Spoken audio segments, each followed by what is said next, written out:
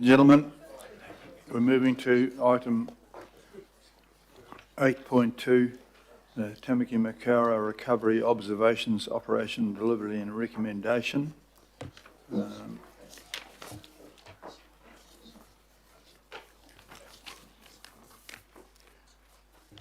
I'll welcome Mace, Tanya and others. I'll move this, but I want to be clear that the Council can't be the insurer of last resort, particularly if the government is introducing rates capping. We need to let the public know that, in a way, the days of buying out houses are over. The initial estimate of 700 houses on which we based decisions was wrong, and I'm deeply disappointed about that. I'd much rather have been told that we're not quite sure, or we don't know up front, or given a range. It could be between 500 and 2,000 houses. We made decisions based on those figures, including turning down a cap, which probably we wouldn't have made the same decisions if we'd had it indicated that it could have been quite as expensive as what it's turned out. So there are Chair's recommendations up on the screen, and if you can scroll down there, girls and boys. We're adding at the bottom an E and an F to acknowledge that the significance of the severe event, and thank all the communities, organisations, staff, volunteers and individuals who have been involved in the current retreat, because they were, and they've worked hard. But we need to advocate strongly to the public and government about the need to establish national schemes to support recovery from future storms and put in place better processes for managed retreat in advance of disaster, so that the Council is not the insurance of last resort, particularly in the lights of rates capping. I think the Deputy Mayor would like to second this, and thank you very much for that. And I also believe that we need to involve the insurance industry in the future as well. We are now, I have been speaking to the Insurance Council about this. They need to be nuanced about this. Just whacking everybody on, but we need the insurance to be there, and they need to be profitable to be there. But just whacking 10% on everybody isn't actually a good solution. There are a number of people who have chosen to live in places which are very safe, and other people who have chosen to live on top of cliffs or in valleys, and then when they need to have some nuance about their insurance. And on top of that, we will need to be talking with the government and us and our advisors about the further impact of uninsurable. We actually paid out for a lot of ratepayer money to cover people who were too lazy to get insured. I think that was probably an error in judgment, but it was sort of socially a good thing to do. But there are now situations where people just will not be able to get insurance, and that needs to be a discussion with the government about the impacts of that.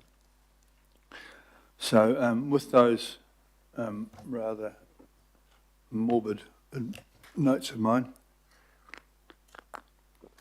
I'd like to introduce you to discuss several very hard years of work which you've done very well, thank you. Don't take it as a criticism, it was just next time we need to be told. Don't just make statements of accuracy that you don't have accuracy to go with. If you don't know, saying you don't know is really fine. Okay? Thank you. Te Mare, Your Worship, Deputy Mayor and Councillors, today is something of a milestone for Auckland's recovery from the 2023 storms. No one expected we would be doing what we've had to do over the last 3 years. Firstly, I'd like to acknowledge Aucklanders who were impacted by the anniversary weekend floods, and just 2 weeks later, Cyclone Gabrielle. It left an indelible mark on Tamaki Makaurau and the people who call it home. Tragically, 5 Aucklanders lost their lives, including 2 first responders, and thousands more were severely impacted. I wanted to recognise the very significant challenges that whānau face, rebuilding businesses, homes and lives in the aftermath of what were traumatic events. Recovery can take many years and it's not a linear process for anyone. I hope that the support that we've been able to offer through the recovery has helped smooth that journey for impacted whānau, but recognise that for some there's still a long way to go and we haven't been able to help everyone. While recovery will continue, today is the last day for the Recovery Office. The program is over 95% complete and the remaining tasks can be managed within Auckland Council's regular operations.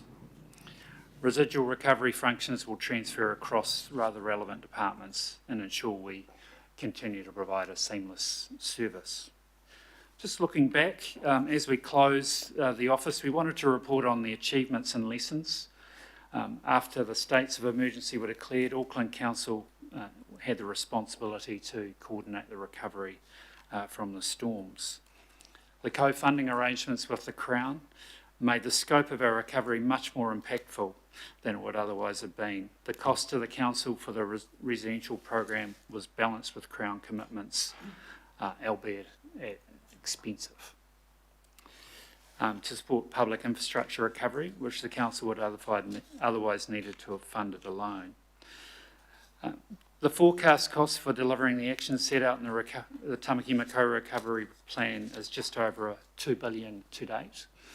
Significant investment and cost, rising to $2.57 billion by the time the infrastructure program concludes in 2034. The Crown has contributed approximately 44% of this cost at $1.14 billion. The largest program costs were for homes, more broadly than just the buyouts, of $1.4 billion, and infrastructure at $985 million. Buying out nearly 1,200 properties was an unprecedented move for Auckland and across other parts of the country. As the Mayor said, it was expensive but effective in supporting whānau to remove themselves from situations of intolerable risk to life and permanently removing risk in some of the most vulnerable parts of Auckland. With co-funding, we've been able to improve the resilience of our transport and water infrastructure as we repaired it. So we've practiced climate adaptation as we've gone along. And we're making space for water through the blue-green projects in some of our more flood-prone areas. 2 blue-green projects are forecast to be completed in the next quarter, Māngere, and 2 further projects are well advanced in the planning phase in the Rānui and in the Wairau Valley. Community partners were critical to this recovery. We worked with iwi and local organisations to deliver locally and culturally appropriate support. New community leaders have emerged from the recovery journey, maintaining community resilience, relationships and capability, which is a critical ingredient for ongoing resilience in the community. People really stood up. Looking ahead, there's a lot to learn from the recovery in 2023. We had to build policy and processes from scratch. It was not easy. We brought some difficult decisions for you to make. The attached reports to the main report to this committee provide insights from the last 3 years. They're not council policy, they're recommendations and observations from myself as Group Recovery Manager and the Recovery Office. They are offered as information to the council and other recovery partners to take on board in the ongoing recovery preparations. There is a lot of material to consider, but it comes down to just one key point. What we do before storms matters. Where we can reduce the risks, our recovery needs are smaller. So investment in resilience is important. We can get recovery systems in place so that when people need support, we are ready. Time really matters and it avoids costs. Reducing the risk includes prioritising investment in resilient infrastructure, and the Chief Executive talked about an award for transport, which is based around investing in those areas most vulnerable to avoid the expensive repairs. So prioritising that investment to make sure it's able to stand up to weather and supporting people do the same for their own properties and homes. We think a national resilient home scheme could help with information, incentives and support. It also means that making sure everyone understands their risks. In 2023, in the 2023 recovery, we found renters were much less likely to know about the risks where they live, and this is something that needs to be fixed. We're running an education campaign and making it easier to access hazard information, but there may be other options, including strengthening the provisions in the Residential Tenancy Act as well. When it comes to the recovery effort itself, we need to have systems in place before the events strike. That way, we can get up and running quickly instead of negotiating funding and designing processes in the middle of a disaster. That has some risk involved in it. In 2023, people needed a lot of support for their mental well-being as well as their physical needs. We would have loved to have been able to provide support faster. Once it was up and running, our navigation service helped more than 2,000 families work through a complicated process of recovery, a lot of paperwork and tough decisions at a household level in really difficult time. The valuable service should become a standard part of recovery, and we've been working with national agencies to ensure that's the case. As to the role of Council and Crown in future recoveries and the question of buyouts and more broadly managed retreat, the approach we took in 2023 was agreed as a one-off. Recent government announcements suggest it is unlikely to be repeated and acknowledge the Mayor's comments. However, there's still a lot of identified risk in our region where severe weather like 2023 storm strikes. Whānau are still going to need support, and we need a national conversation about how that will happen. Moving forward, storms are going to keep coming all over the nation.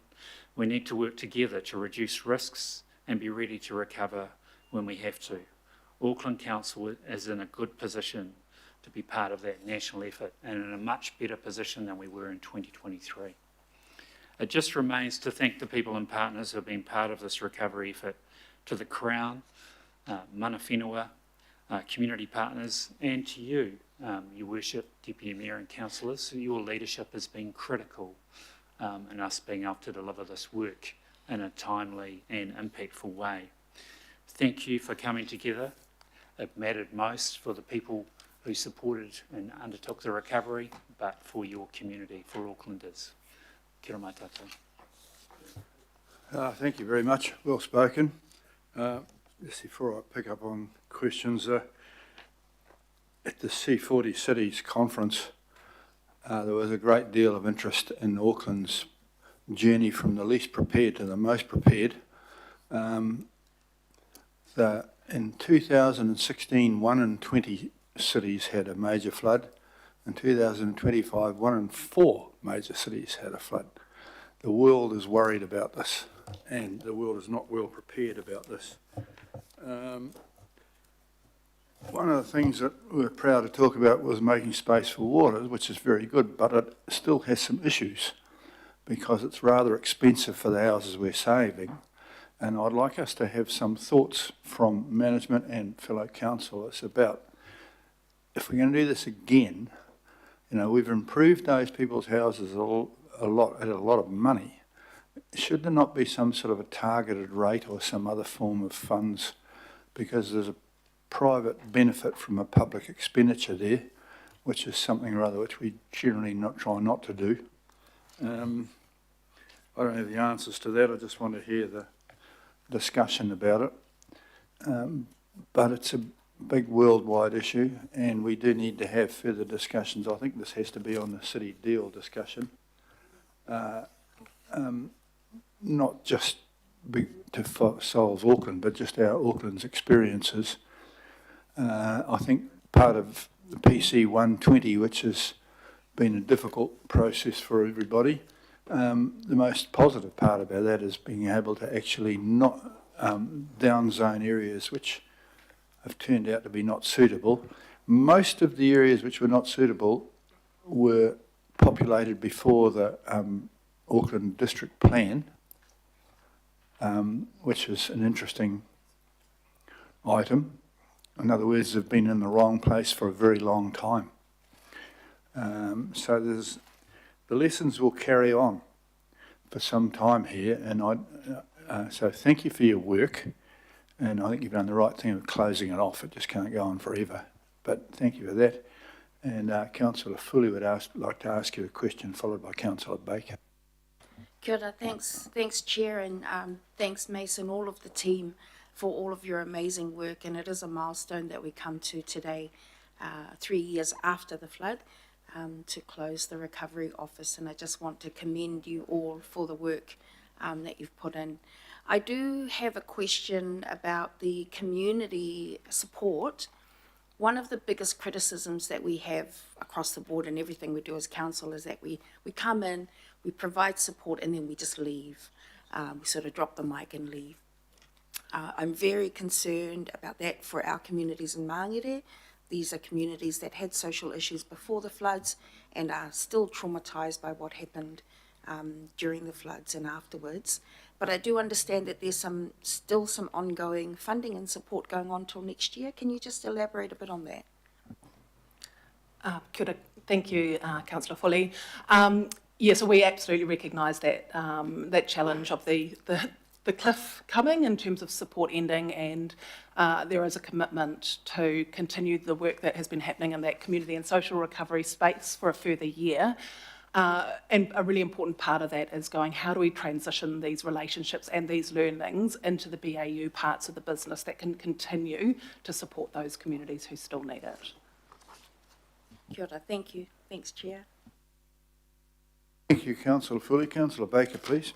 Cheers, and yeah, just echo the thanks for the work, Mason, the team, and Linda, and you know, a big part of this was the way in which you and your team were able to engage and navigate.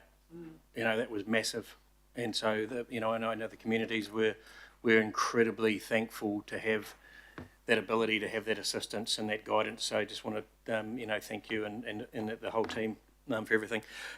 Just through the report, so can you explain to me, as we sort of look to doing things better and the recommendations, what are place-based adaptation pathways in reality?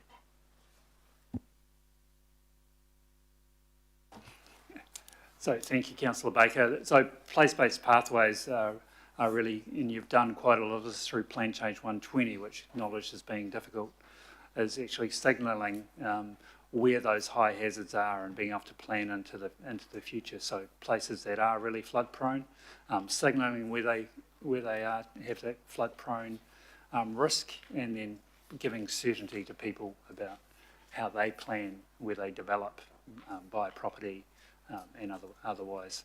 And a number of other tools as well that we're suggesting in the Unlocking Recovery report, which is an advocacy piece about how you fund that and how you give those signals. But certainly Plan Change 120 is significant, as well as providing information to people through Flood Viewer has been a really critical part of the Making Space for Water program. So easy access to that hazard information so people can make informed decisions, whether they're renting, buying residential property, developing businesses. So those are all important. Thank you. Cool, thanks. And then just finally, as we move into a new recovery unit within our AEM, all of this stuff came about, and we learnt lessons, and this came about because of big events, but small events happen and have the same impact on 2 or 3 households. Are we going to enable us through the new recovery unit to be able to, I guess, repeat in a much smaller scale what we've done here to enable us to help? And and a lot of it is just advice, but enable us to actually help the community who, their house is flooded, etc. Thank you, Councillor Baker. Yes, there's a recommendation suggests a referral of a strategic plan to the CDM committee to consider the recommendations that are in the Delivering Recovery review and also Unlocking Recovery. And that small unit should be able to respond to recovery, but in being prepared for the future, and then the ability to surge should we unfortunately have a more significant event that requires more people to respond.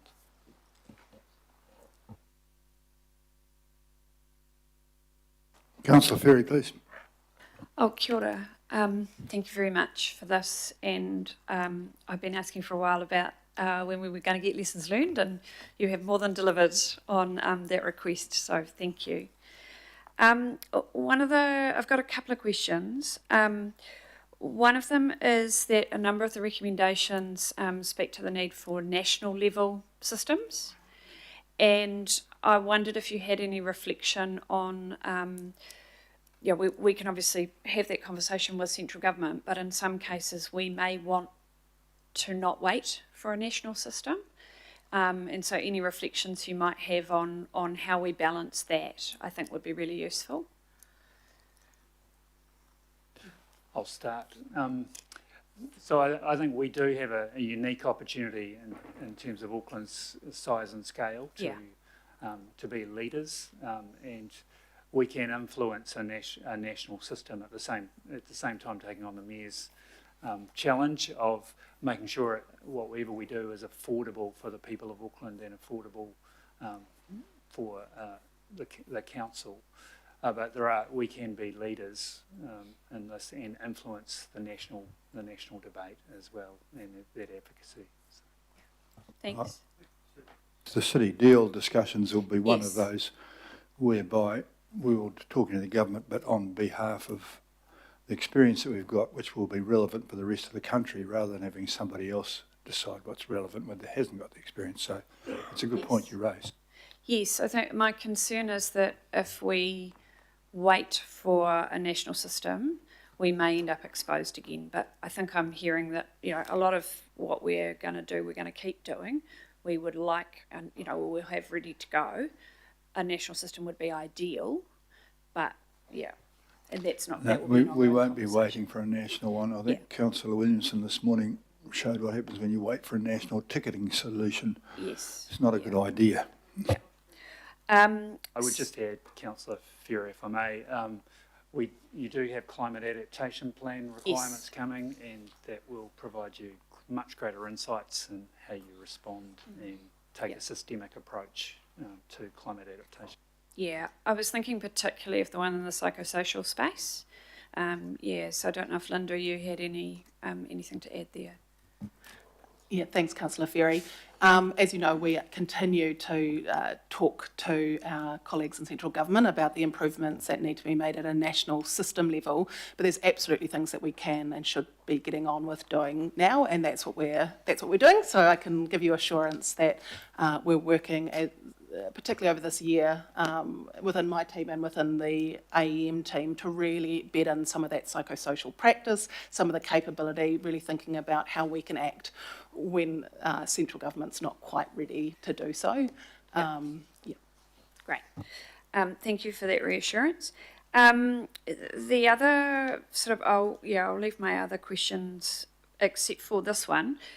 So there's a graph in para 64 which shows the category 3 buyouts, and it shows that my ward, Waitakere and North Shore and Rodney were clearly the hardest hit.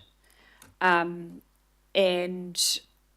I think we all probably dealt with queries also from Muriwai, which is in the Rodney ward, but I know they contacted a lot of councillors from across the region too. So I think I would find it useful if there's, and sorry, I haven't read all of the stuff you've provided yet, so maybe it's in there, but I guess just calling out that for frontline staff, and those might be people in the library or the community centre or even the parking warden on the street, and also elected members, the load of work from being, in the crux of it was significant, and that we as an organisation need to be better able to sort of pivot. It was a regional event, but the local impacts for some parts of the city were higher than others, and so how do we make sure that our frontline staff and our elected members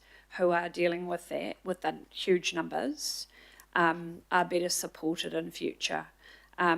For example, members of Parliament were able to access additional capacity for their electorate officers to help them deal with an influx of cases. where they were in a community that had been hard hit by flooding. In one case, I was actually able to work quite closely with the extra staff member they had, which was really helpful. So, I was able to give her some of the workload, but we had no capacity for that, certainly for our elected members. And I don't know what we did in the case of, say, the libraries and community centres. And a lot of those staff were also the people who were the frontliners who were there in the shelters, running a lot of the emergency sessions. So they'd already had, and they might have also been impacted by flooding themselves, especially if they lived locally. Reflections, I guess, on how we can support people in that context, given that for some, the tail also, like I've still got people I'm supporting now, 3 years later. Yeah, so any reflections on how we can make sure we can pivot on that point would be great. Kia ora, and just to acknowledge that support of elected members through this was critical as well. You were often the front-facing faces for people in high levels, who were facing trauma. And working with trauma-affected communities does require a particular approach, and that's important. So with our own staff, we have developed, and for you, Kai Mahi Roa, a framework around keeping yourself safe. More to your point, yes, over the Recovery Officer's life, we've responded to over 25,000 different pieces of information, and so that's part of that early surge, is making sure we're communicating and providing you as elected members with key messages, and you can tap into specific information about specific properties as much as we can provide that. I'm not sure if Linda or Tanya have any other reflections. Thank you, Councillor Ferry. Just to highlight also that one of the priority actions that we have identified in the Delivering Recovery Lessons paper is around building a recovery-ready workforce, and that includes elected members as well. So it's looking across the whole of council and our partners and elected members in terms of what does a recovery-ready workforce look like, what training is needed, how do we make sure that we're in a much better place ahead of the next event. Thanks very much, and thank you all so much. I won't speak in the debate, but I think you can be really proud of this work. Flying the plane while we built it, and leaving us in a much better situation for any next time that occurs. Thank you very, very much. Councillor Hills, please. Thank you, Mayor. And just want to back up Councillor Ferry on that point. I kind of knew the numbers, but looking at that graph, it does really show, sort of 4 or 5 of us were, at the time, on the night, on the weeks after, literally street by street, also getting tagged, messaged, emailed for days and weeks non-stop, as well as trying to do the normal job around here. Definitely had a lot of trauma that year, if I'm honest, and looking at those numbers, it kind of shows, because that's the buyout numbers, actually. We had hundreds and hundreds of red stickers on top of that, etc. So just, if the thinking can be broader than staffing for the next one, I think it would be, although we had great support from you guys when you were set up, but actually it's really hard for us to ask for support, which looks like spending on us, when it's actually just like navigating a crazy amount of additional resource that we did not expect, I guess. And questioning on that, and Caro sent me a lovely email around some of those horrible, really tough public meetings we had. Do we have a plan going forward? And hopefully we don't see the large scale, but we'll definitely see instances like this.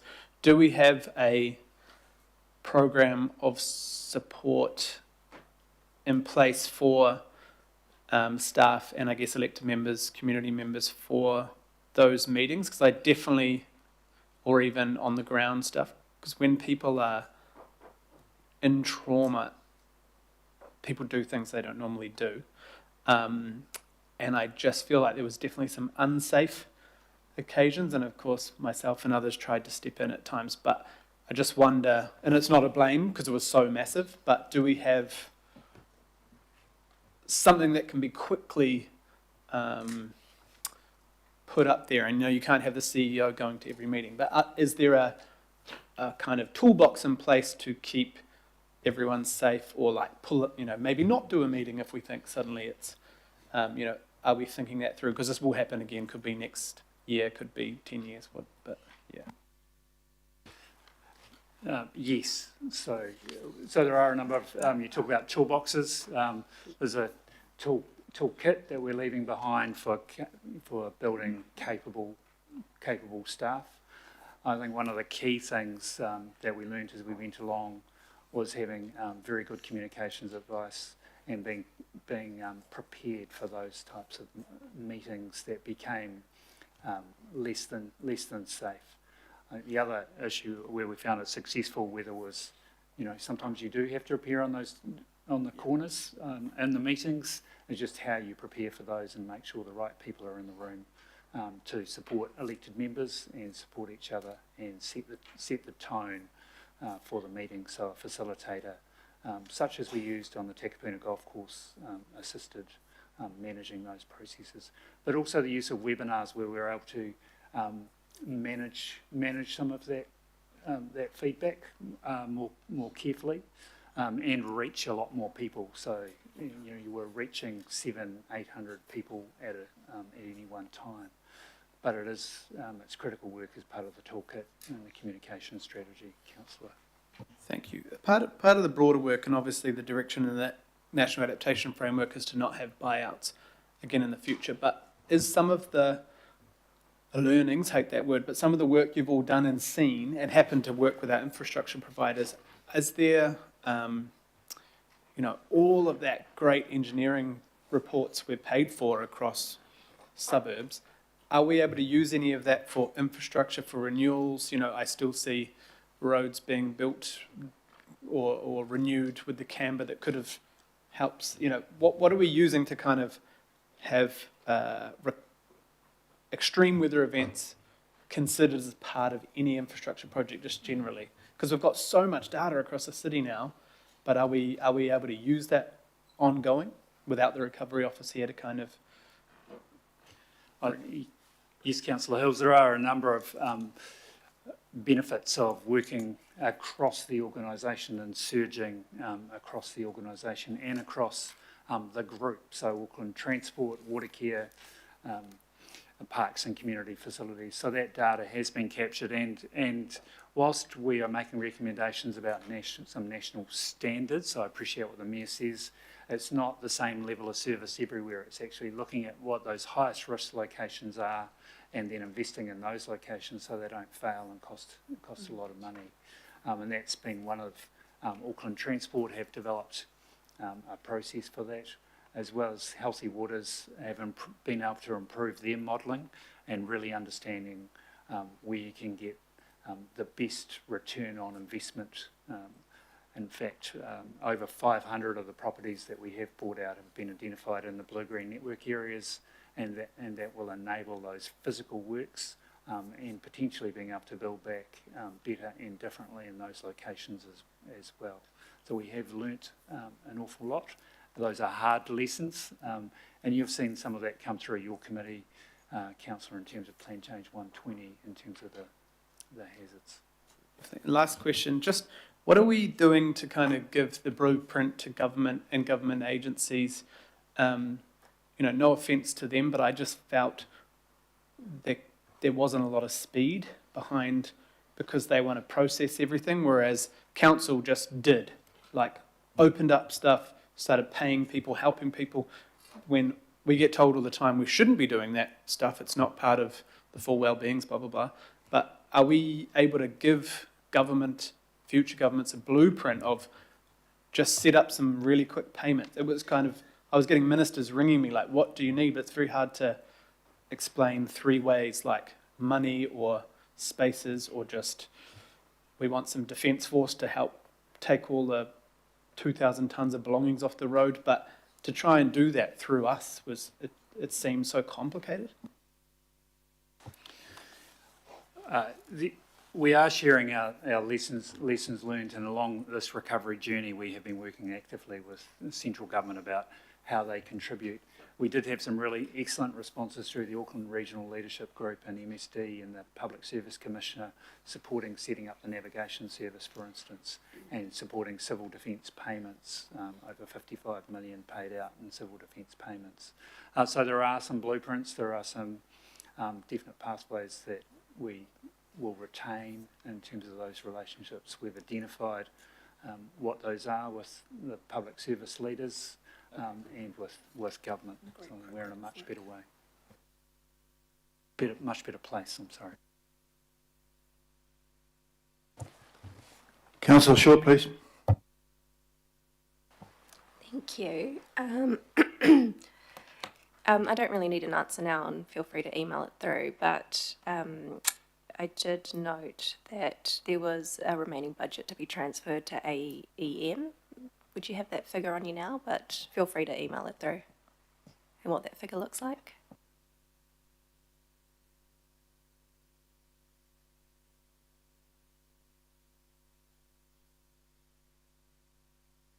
I can email that through to you. Just to clarify, the budget that is transferring across to AEM is specifically for the Category 3 buyout program and the Category 2B grant scheme, which are yet to be completed, and for the people to continue that program. Cool, thank you.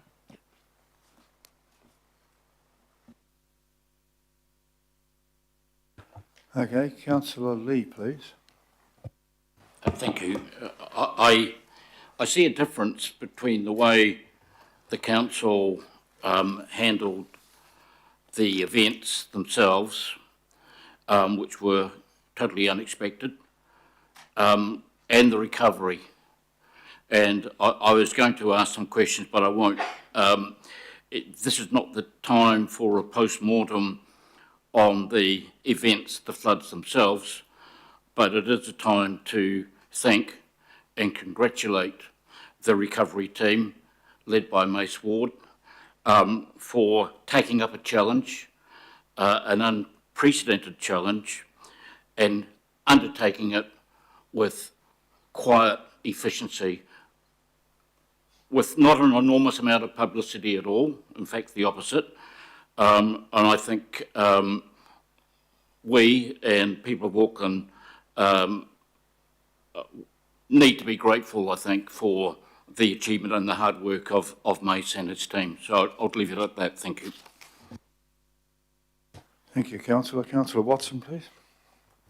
Yes, likewise, Mace really appreciate the typically calm and business-like way you and your department went about their business here. I've just got one kind of specific question, but it could perhaps have ramifications for other areas. In the report Unlocking Recovery, one of the sections is due for support for more resilient homes, and of course you mentioned at the outset that as much as this experience is not going to be repeated, we do know these weather events are going to be repeated, and they could be repeated tomorrow. And one of the situations that's kind of referred to are these houses that weren't bought out or ameliorated in some way. They're just sitting there waiting to get flooded again. And one of the solutions that I think must have been explored to some extent was actually house lifting, like lifting a house. And you can see that in Australia, where they have, they've done that at quite a big scale, and they're quite good looking, they're quite cost effective. Now, in the one example that's quoted in here, and the reason I bring it up is because I did have some contact with a guy who has a house lifting business and was saying that he could actually lift houses and pile them for about 30 grand. Now, in the example that's given in the report, I think where this must have occurred, it was like about 90,000 to do it. Now, obviously he was just quoting his bit. Is that the scale of difference between the actual physical works and I guess all the processing and add-ons, where the actual business of lifting can be done relatively moderately, yet we have seem to have this big add-on that obviously would impact people wanting to just lift their house and make themselves safe tomorrow? Thank you, Councillor. Yes, obviously the Category 2P program, there are a big range of properties that are in that program, and how many? Can't see the total number that were lifted, but quite a significant proportion of the Category 2P program was for lifting houses, and they weren't all just normal sort of wooden houses. They also included brick houses, so there's some quite high complexity in that program. And the Category 2P grant itself covers all of the design and consent work, the consenting work, as well as the construction work, and if needed, things like project management costs to enable the homeowner to be able to complete that project on their own. So it's obviously quite a significant undertaking for a lot of people to have to project manage and lead this work on their properties. I think just to supplementary, Councillor Watson, I think there is what the report suggests is a national resilience program could really help people in those situations. As Tanya said, not all homes are equal in terms of that, but there would be an opportunity to have some efficiency and scale around if you were to undertake that program, but there are expenses. So just in terms of next steps, and I understand that the kind of standoff, for want of a better word, between who's going to actually start trying to make progress on a number of these potential solutions. How if in any way do you see because obviously central government is going to be key to this, how can we try and get some more kind of immediacy in terms of traction and results coming out, given that we've been through this process, we know what works, we know the costs, we know how it could be better. Is it part of this Auckland deal, or is it some other more immediate kind of approach, because it actually is offering them solutions for the whole country too, just not Auckland. So I'm just wondering what the way through is for actually bringing some of this stuff to fruition quickly. I think it is part of the discussion with central government through the Auckland City Regional Deal. That's a very strong advocacy option. There are other schemes that central government have supported around solar on homes, around healthy homes, and this would be another of that nature, but it needs to be carefully considered and worked through with central government. Yeah, we do have a mechanism now to formally get that on the table and into a discussion with central government. So I'd definitely be suggesting that that's the forum in the first instance to have a crack. I think it's timely to the extent that the government are forcing the amalgamation of a number of smaller councils into reasonable sized ones, and this will be something or other from our experience as a reasonable sized one. So it's a good question, thank you. Okay, I've got no more questions, but so you can retire and we'll go for debate, and the opening debate comes from, opening statement comes from Councillor Filipaina, please. Tēnā koe koro matua to you, Chair. Kia ora. Tēnā koe te kaiwhakahaere matua e Phil, to you as CEO. Tēnā koe tō katoa kai kauni hera me ngā kaimahi. So to the councillors around this table and to the kaimahi, I acknowledge you all. Chair, I'm going to spend just the time that I have acknowledging people, and I've spoken to Councillor Baker, and if I go over my 5 minutes, he's going to put a recommendation for extension of an hour. So thank you, Councillor Baker. Look, I just want to firstly, as you can see in the report, the Tamaki Makaurau Recovery Office was April 2023. Matt Tucker ended up being the first GM, and then when he left, Mace ended up following through to now the final report. So I want to acknowledge not only Matt but Mace and all the kaimahi that were involved in the recovery, as well as our communities who helped with the recovery. I also acknowledge in the report, I want to acknowledge the government's that were involved in 2023 and subsequent reports, independent reports, in particular the 50-50 funding model for the blue-green projects. As you all know, the Manukau ward, which Councillor Foley and I represent, was the first to benefit from this model at Te Rarata and Haranea streams. And to you, Craig McElroy, your Healthy Waters team, thank you. Thank you for the evidence-based reporting that was used to get a decision on the first blue-green project. Thank you as well to the elected members that ended up approving that particular project. And my understanding is that later on this year, both Te Rarata and Haranea will be officially open, for want of a better term. In number 8 of the report, Auckland Council has significantly improved its recovery capabilities since January 2023. Yes, we have. I was fortunate enough to be asked and got interviewed by the Bush report, and then got asked and interviewed by the 2024 independent report chaired by the former Governor-General Sir Jerry Mataparai. And I can confirm that, yes, we have definitely improved our recovery capabilities. Number 9 of the report, that is in regards to the recommendation around Auckland emergency management and to develop a recovery preparedness program. Look, I'm just going to say that all the pātai that I've heard today, that is exactly what we're going to use to inform our discussion. I've already briefly spoken to Paro about the Auckland Emergency Management recommendation. There will be a discussion with the CDM committee. Anna Wallace, head of the recovery, also the Auckland Emergency Management team, the mayoral office, about the program. I can also say that there's another internal group that will be crucial in us having a discussion with, and that is the Coordinating Executive Group, SEG for short, and that is chaired by our Kaiwhakahaere Matu, our CEO, and that membership includes the police, Friends, Whatu Ora, NEMA, and other organisations. So that is so crucial moving forward in regards to the recovery of.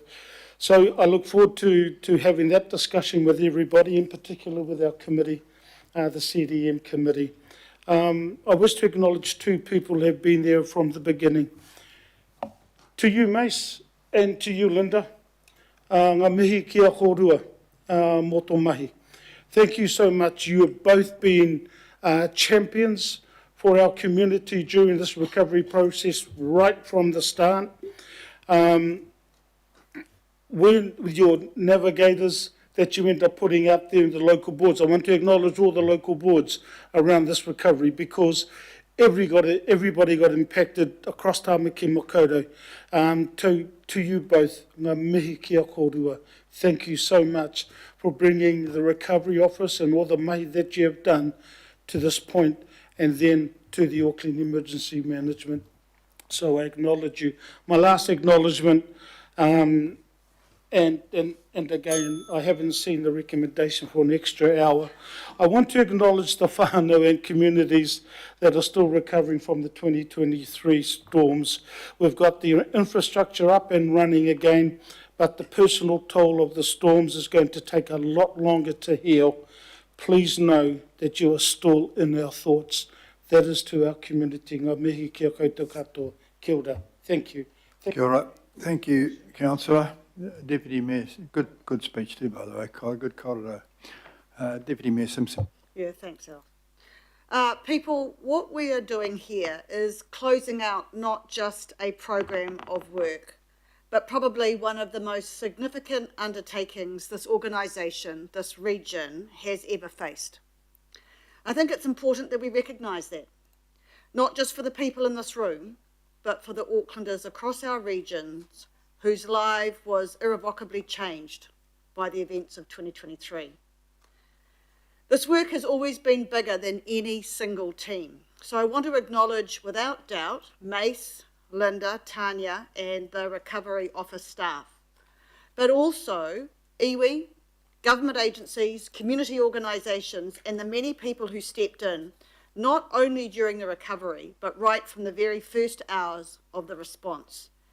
And that's you and our local boards as well, because it's that collective effort that got Auckland through. Recovering from a disaster is never neat or tidy. It doesn't follow a straight line. It comes with uncertainty, it comes with pressure, and the very real stories of people trying to put their lives back together. Every house assessed wasn't just a number, it represented people living with fear, with anxiety, and the weight of not knowing what their future held. And that's an incredibly tough environment for our staff to work in, Phil. People work at council because they care deeply about Auckland and the people who choose to call our place home. And Phil, I know many of our staff will carry the stories of those affected and their whānau for a long time, and I know a lot of you will as well.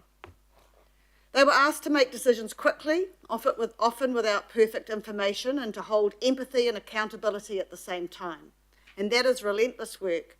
And I want to acknowledge the professionalism, the heart, and the resilience those people brought to our city every single day. Although none of us chose the situation we were thrown into, we didn't waste it. Auckland is genuinely better off and now firmly on the right path for the future. And I think one of the things that hasn't been talked today about, Phil, is the fact that Tauranga City Council has come to us for advice. Waikato has come to us for advice. In fact, they're here with us on Friday to show that other places in this country are looking to Auckland now for leadership in that space. So in conclusion, I want to thank the Recovery Office and all the people around it for their work from 2023 to today. I say it again, you have left our city, our region, in a much better place because of your work. Ngā mihi nui. Thank you very much. Thank you for that, Deputy Mayor. Councillor Sayers. Thank you, Worship. Probably I'm just going to focus on some positive way forward. Particularly, I want to talk about the Muriwai community. Muriwai community, as councillors will know, had significant landslides, and unfortunately, we had two of our volunteer firefighters lose their lives during rescue attempts out there. So there's still a lot of, I guess there's a lot of hurt, a lot of recovery still occurring in that community. For those who had buyouts, they've been able to move on. But there's a significant number of people living in that community that are still working through grief, they're still working through trauma. At the time of the event, I guess that community's general impression was council was very ill prepared.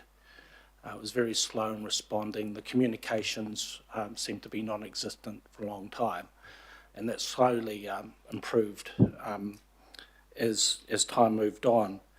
However, I think there's a couple of things that we could do that we do have control of as a council to help that community going forward still. I just want to air those. One is around the June's Cafe. There was a cafe that's closed out there. It finally went into liquidation, and we've been working as an organisation to try and find a way to rebuild that cafe. It's been painfully slow. I'm not criticising any of the staff, it's just the processes that they have to go through in terms of business cases, etc., etc. So that falls within the regional parks, kind of overseeing that, Phil, and that'll come up through Rachel Kelleher's team. I'm just asking her and that team, and perhaps yourself as oversight, to keep an eye on that, because the faster we can expedite that, the better. It will. I mean, that symbolism of that cafe is quite critical, not only for Muriwai, but also for that whole northwest region that uses it, also for visitors to that region. So is anything we can do to expedite that, that would be greatly appreciated in terms of ongoing recovery for that community. The other one is, I'd like to mention, is just the gannet tracks. There's some tracks out there as well. The northern end's still closed.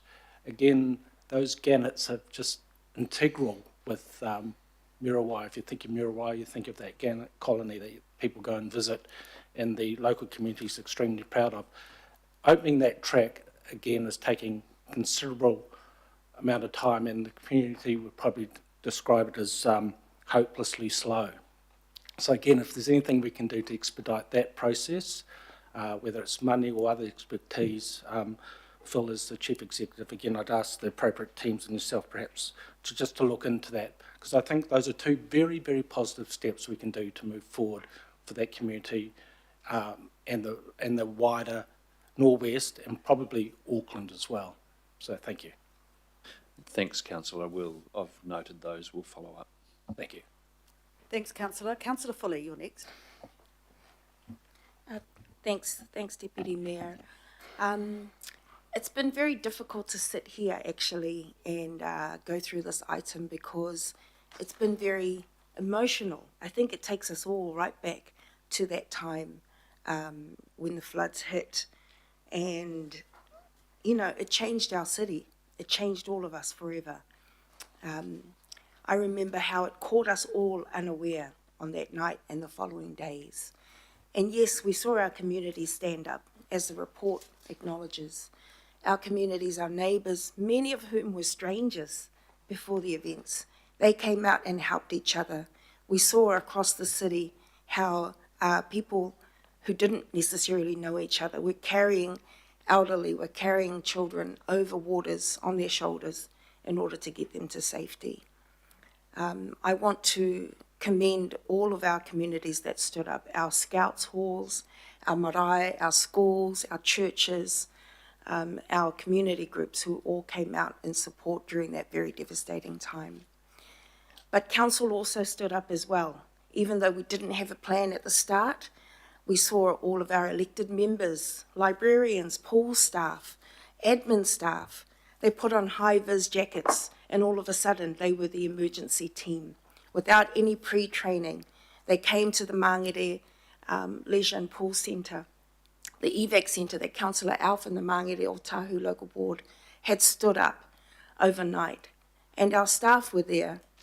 Many of them had flood-affected homes themselves, but they left their whānau so that they could come out and support and serve our vulnerable families. So I really commend our staff, and I tautoko all of the kōrero around this table about providing more support for our staff who went through that, who are probably still traumatised somewhat by what they saw and what happened, and need some support going forward. And if this ever happens again, that expectation will be on them again. So we need to provide that support before it happens. Our catering team were absolutely amazing. We were in Mangere the day after the floods happened, and food, hot food, was coming from our catering staff. You know, every day when we'd ask them, they'd come. You know, our ordinary, everyday Aucklanders stepped up and were the heroes during that very difficult time for our city. Once we did get our recovery office up and running, they did such an outstanding job, and I take my hat off to Mace, to Linda, to the whole team for the work that you did.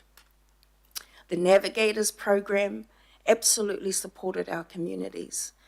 And yes, there were some very heated public meetings, but our team came, they stood, they faced the community, and they answered those questions time and time and time again. And what I saw in Mangere, at least, was our community respecting our team for doing that. And that emotion, that heat, that aggression that happened at the start very quickly dissipated and became a partnership, the foundation for a really strong partnership. And I'm really glad to hear as well that there's an acknowledgement that that support will go on at least until next year, and hopefully become part of business as usual for us as council, recognising that really, really important relationship with our communities.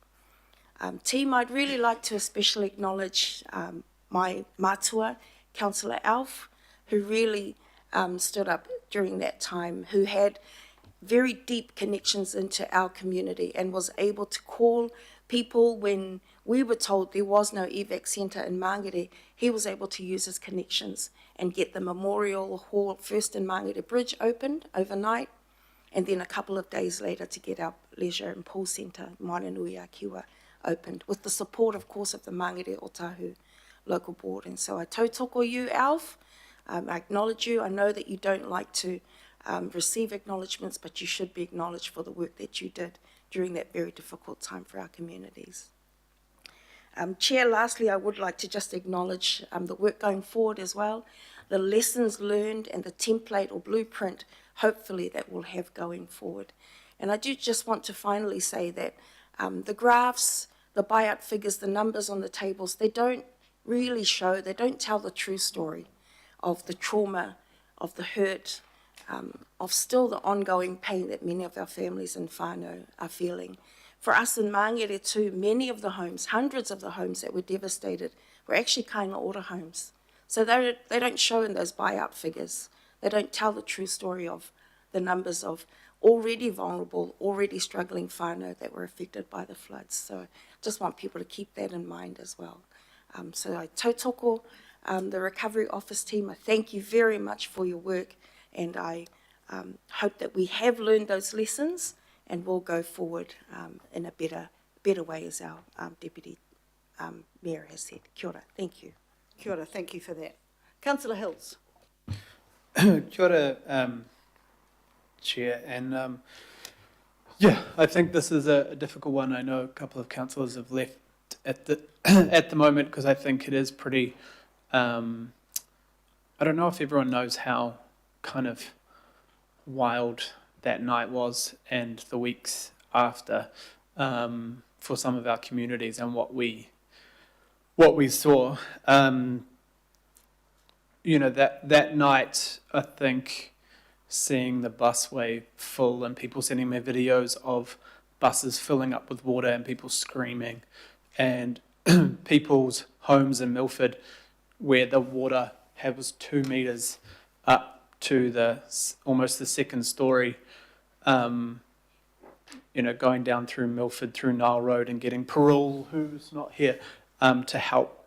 You know, we pulled out 2,500 tonnes of people's household items from just Milford. Like everything people had owned was gone.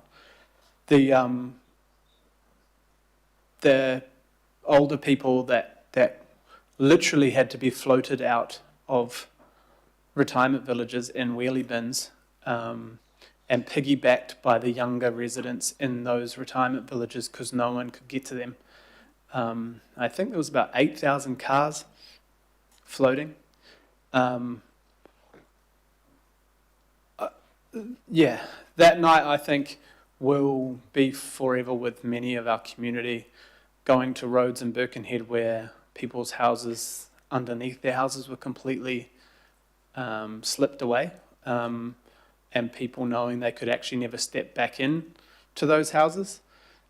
The amount of, I think seeing kids standing on the side of the street with every toy and every piece of furniture from their bedroom sitting on the curb was a very strange thing. You see it in movies, but you don't see it in our own backyard. So I can understand for many of us around the table, many of the staff who were having to deal with the people being upset, but also the anger. There was lots of anger, misplaced some of it, but I think when people are under extreme stress and have lost everything, they assume that we are able to save them in that moment, save their belongings, stop the floods, prevent climate change. And so, you know, when you look at the numbers, it was 2,000 local roads slipped, hundreds of water care broken issues, 1,200 parks and community facilities were damaged, and I think it was about 10,000 homes that were flooded. You know, that is something that the city hasn't seen before. We'd seen it in pockets. But yeah, there's still a lot of trauma out there. I still get contacted from people who've moved out of Auckland who've got a buyout. You know, they feel like, at the time, probably not lucky, but they probably feel lucky now. But what our staff did to really wrap around those communities, invent literally, as maybe Councillor Ferry said, build the plane as you're flying it.